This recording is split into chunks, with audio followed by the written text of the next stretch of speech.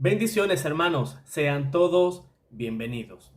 Pues en esta ocasión quisiera tirar por tierra otro argumento protestante en el cual ellos se amparan en San Agustín para afirmar que San Agustín era de mentalidad protestante y que el gran teólogo, el gran obispo, el gran doctor de la Iglesia Católica, pues era más de mentalidad protestante que católico.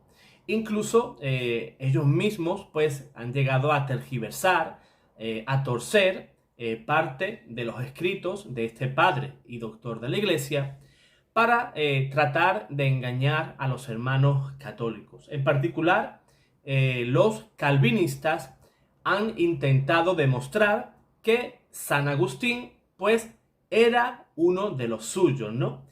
Y aquí vamos a dar algunas razones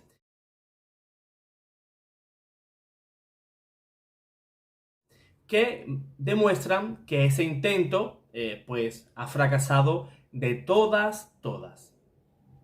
Dave Armstrong, autor y además apologista católico, llegó a decir en un artículo publicado en el National Catholic Register que es sorprendente la frecuencia con la que se dice que el gran padre de la Iglesia, San Agustín, era más cercano a creencias protestantes que a las católicas, ¿verdad? Y eso es lo que vamos a ver en esta ocasión. Incluso, por ejemplo, un bautista reformado, James White, que era un líder apologeta y muy anticatólico, escribió en el año 2000, blanqueando la historia de la Iglesia, que los controvertidos romanos, o sea, nosotros, deberían de ser conscientes de que Agustín no es amigo de su causa. O sea, ellos no le llaman San Agustín, sino simplemente San Agustín. White, junto a otros muchos protestantes, particularmente hemos dicho los calvinistas, tratan de mostrar pues a San Agustín como si fuera uno de los suyos. Y esta ha sido una práctica bastante llevada a cabo, una práctica estándar desde Lutero y Calvino.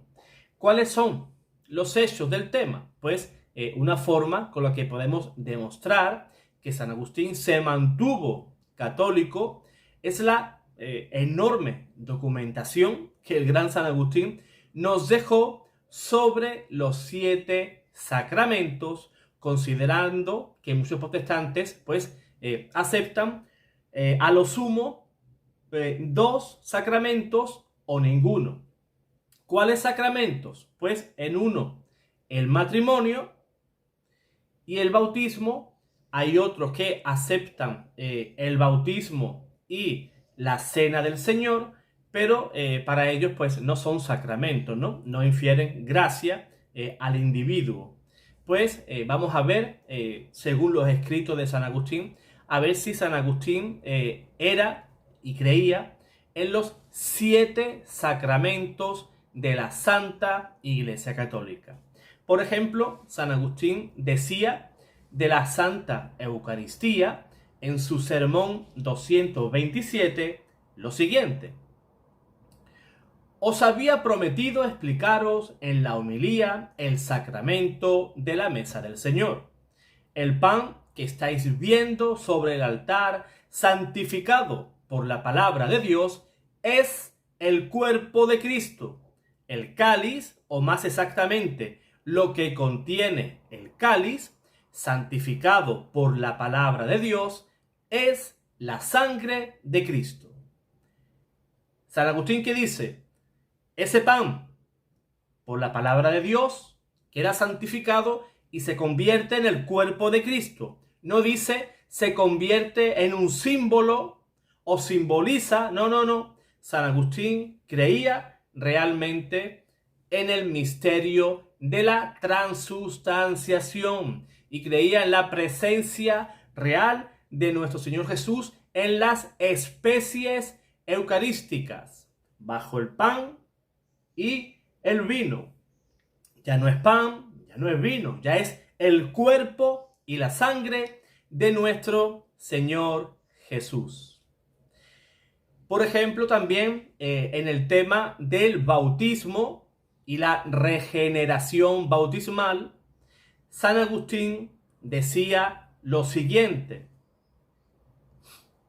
es una cosa excelente para los cristianos púnicos, o sea, los norafricanos, digan bautismo de salvación y el sacramento del cuerpo de Cristo, nada más que vida. ¿De dónde surge esto? Excepto de una tradición apostólica y, como supongo, antigua, por la cual las iglesias de Cristo mantienen inherentemente que sin el bautismo y la participación en la mesa del Señor, escuchen bien, es imposible que un hombre llegue al reino de Dios o a la salvación y la vida eterna, Este también es el testimonio de las Escrituras. Y sigue diciendo: el sacramento del bautismo es muy claramente el sacramento de la regeneración. Eso lo dijo en su obra Perdón y justo desierto del pecado, sobre el bautismo de los niños. También llegó a escribir cartas contra Pelagio y también por los seguidores de este. Dijo el gran San Agustín: el bautismo lava todos, absolutamente todos nuestros pecados, de obra, palabra o pensamiento, ya sea el pecado original u otros cometidos consciente o inconscientemente. Eso lo podemos encontrar contra dos cartas de los pelagianos. San Agustín creía en la confesión, en el sacramento de la reconciliación, y decía San Agustín lo siguiente: no os digo que vais a vivir en esta vida sin pecado, puesto que hay pecados veniales, sin los cuales no es posible esta vida, pues el bautismo fue instituido para perdonar todos los pecados y para perdonar los pecados leves, sin los cuales no podemos vivir. También se nos ha conseguido la oración. Sin embargo, no tengáis la osadía de cometer aquellos pecados que necesariamente os separan del cuerpo de Cristo. Fuera de vosotros tal cosa.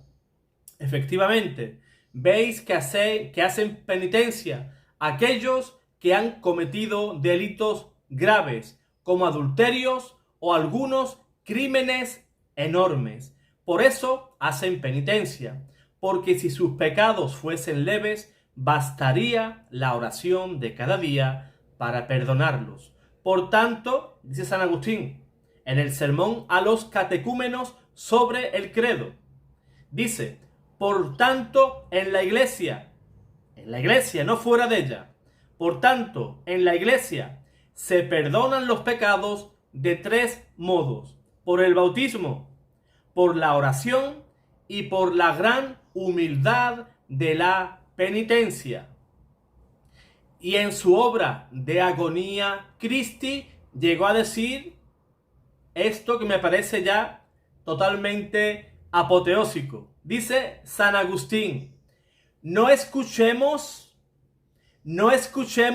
a quienes niegan que la Iglesia de Dios tiene el poder de perdonar todos los pecados. ¿Qué dice San Agustín? No escuchemos. ¿Qué dice el católico hoy del siglo XXI? Yo escucho a todo el mundo. Yo soy ecuménico. Yo, a quien me venga, lo escucho. Yo soy bueno. Yo me debo a mis hermanos. No me importa. Yo escucho a todos. Yo soy ecuménico, ¿verdad? Un ecumenismo mal entendido. Yo soy tan ecuménico que cada domingo voy un domingo a la misa y otro domingo me voy al culto protestante porque soy ecuménico y busco la unión.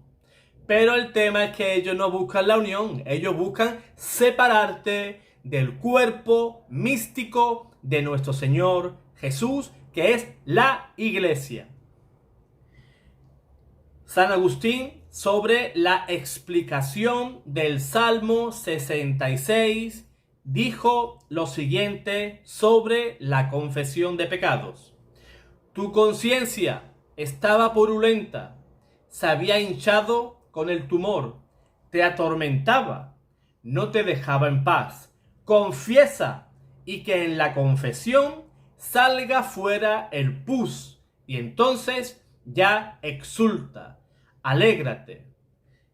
Vean cómo San Agustín hace un paralelismo sobre el pecado, en el cual pues ese pecado pues se va hinchando, se va infectando tu cuerpo y cada vez te acerca más a la muerte. ¿Qué dice? Confiesa y que en la confesión salga fuera el pus, o sea, mediante la confesión ante el sacerdote nos liberamos del pecado, nos limpiamos del pecado y volvemos a estar en gracia de Dios. Otro sacramento, el sacramento del matrimonio.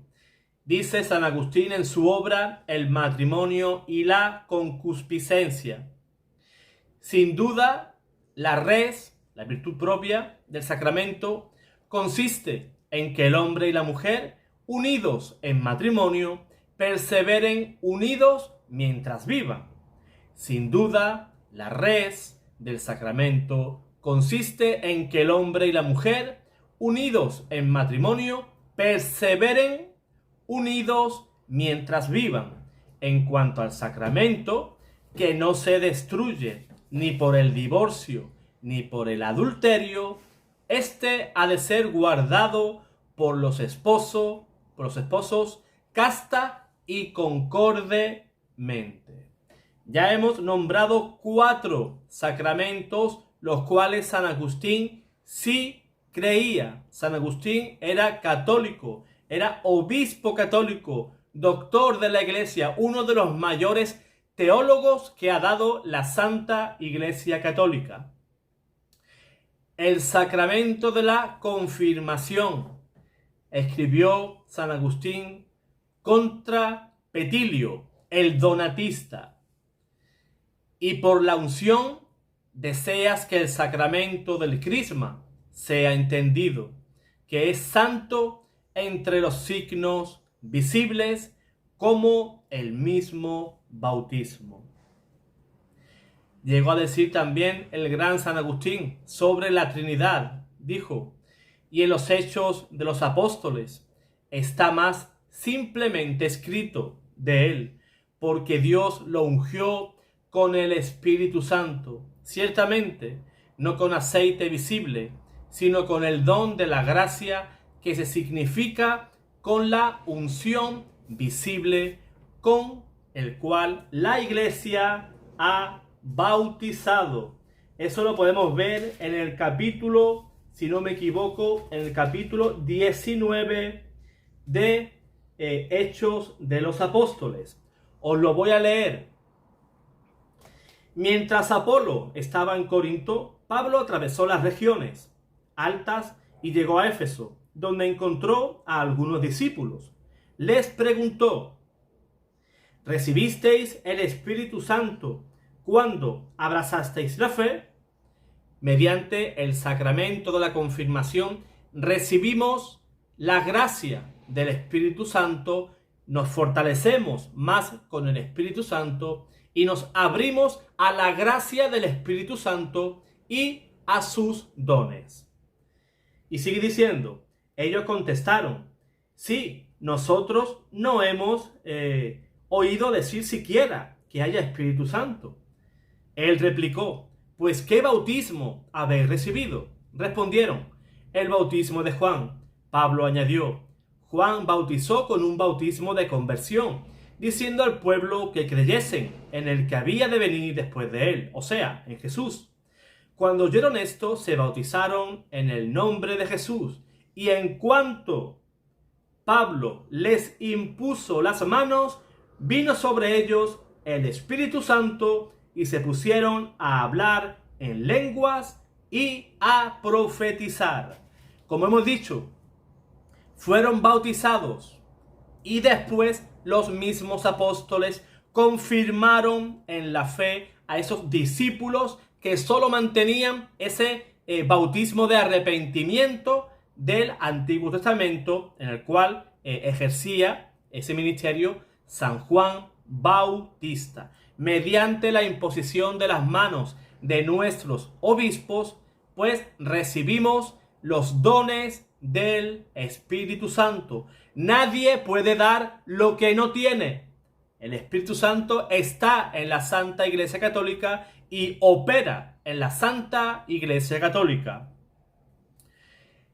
El orden sacerdotal o orden sagrada u ordenación, como queramos llamarlo, dice San Agustín en su obra La bondad del matrimonio, que es lo mismo que cuando se confiere la sagrada ordenación a un clérigo para dirigir una comunidad de fieles, que aunque esa comunidad no exista o no se haya formado, el sacramento del orden no por eso deja de subsistir en quienes lo recibieron. Y si sucediere que algún ordenado, por faltas cometidas, se ve privado de su ministerio, conserva impreso, no obstante, el sacramento del Señor como un sello imborrable, aun cuando ello sea para su juicio y condenación. Por eso, hermanos, la persona que es ordenado sacerdote, que recibe el sacramento de la ordenación sacerdotal, es sacerdote para siempre, aunque luego se convierta en la persona más sinvergüenza del mundo, aunque deje el sacerdocio. Ahí por ahí vemos muchos ex sacerdotes católicos que, aunque ya no ejercen en la iglesia, pero tienen, por ejemplo, canales en esta plataforma de igual manera y siguen a su manera, pues predicando la palabra de Dios. Se han separado de la iglesia. Veo muchos de ellos que enseñan herejías, errores dentro de sus canales. No voy a decir nombres, muchos de nosotros sí lo sabemos. Y ese sacramento, pues ese sello indeleble que deja el sacramento en el alma de esa persona, no deja jamás de ser sacerdote. Nunca un sacramento tiene fecha de caducidad. Es como el bautismo. Recibes el bautismo y el Señor te sella como hijo suyo. Por mucho que hagas, por mucho que digas, siempre estarás con ese sello, con esa señal, con esa marca. Siempre serás hijo de Dios, aunque lo rechaces a Dios. Él es tu Padre y te ama de sobremanera, y jamás un sacramento pierde su eficacia o desaparece de la persona. Otro punto importante y último sacramento, la unción de enfermos, que yo creo que es el sacramento de los que menos estudiamos los católicos y del que menos sabemos. Por ejemplo, en el libro Speculum de Scriptura de San Agustín del año 427, que busca ser un manual de piedad cristiana, doctrinal y práctica, se cita la oración de enfermos, de la unción de enfermos de Santiago, y eso muestra que el rito era un lugar común en la práctica cristiana, pues allá en el siglo IV, mientras vivía San Agustín. También se nos dice en el libro de vida de San Agustín de Posidio que el santo mismo siguió la regla dejada por los apóstoles de que debía visitar a las viudas y a los huérfanos en sus tribulaciones, y que si sucedía que los enfermos le pedían que rezara al Señor por ellos y les impusiera las manos sin demora en peligro de muerte. En resumen, San Agustín nunca, repito, San Agustín nunca rechazó los 7 sacramentos de la Santa Iglesia Católica. Es más, los defendía. Ahí tenemos las cartas contra Pelagio y con diferentes herejes que negaban los sacramentos de la Iglesia. Y San Agustín los defendía a rajatabla. San Agustín fue un gran teólogo de la Iglesia Católica. La Iglesia Católica siempre nos exhorta a estudiar estos escritos de nuestros primeros padres, padres de la Iglesia, y en este caso también teólogo y doctor de la Iglesia. Fíjense si cuando se nombra a un santo o a un teólogo doctor de la Iglesia, es porque la Iglesia nos dice que esas enseñanzas de ese teólogo o de ese santo, pues se deben de enseñar en toda la Iglesia. La Iglesia Católica no es tonta. Si la Iglesia, estudiando las obras de San Agustín, observara errores doctrinales, observara que San Agustín se desviara, pues la Iglesia nunca lo iba a proponer como doctor de la Iglesia. Eso sería algo absurdo. Sino que la Iglesia, estudiando las obras de San Agustín, estudiando el trabajo que hizo dentro de la Iglesia, lo nombró doctor. O sea, sus obras son dignas de ser estudiadas dentro de la Iglesia por los creyentes. Así que lo sentimos mucho por esas personas de diferentes denominaciones, de diferentes iglesias, que niegan que San Agustín fuera 100% católico. Dios te guarde, Dios te bendiga.